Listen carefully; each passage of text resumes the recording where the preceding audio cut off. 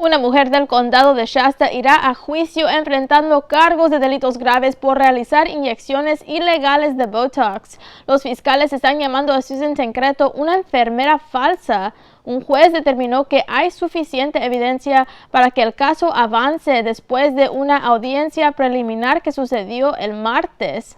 Los cargos incluyen agresión con lesiones corporales graves, caos y la práctica de medicina sin licencia. Tancredo volverá a la corte el 20 de diciembre. Ella fue arrestada durante el año 2019 y el fiscal del distrito del condado de Shasta dice que 14 víctimas fueron inyectadas con Botox que causaron lesiones graves y deformidades faciales.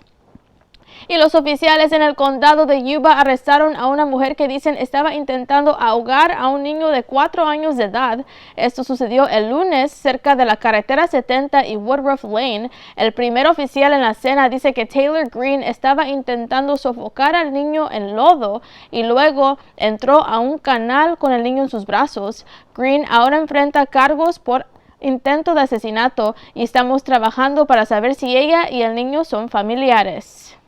Y empleados del Departamento de Obras Públicas en Chico llegaron a la Junta del Consejo anoche para expresar sus frustraciones. Trabajadores dicen que el departamento ha perdido a 12 empleados durante los últimos 4 años y dicen que las personas que se han quedado están buscando puestos nuevos. Representantes de la unión dicen que no han recibido ningún aumento de sueldo en más de una década y dicen que este es un gran asunto y que los trabajadores no tienen suficiente dinero para poder vivir en la ciudad. Se espera que tengan otra junta para negociar este asunto el día de hoy.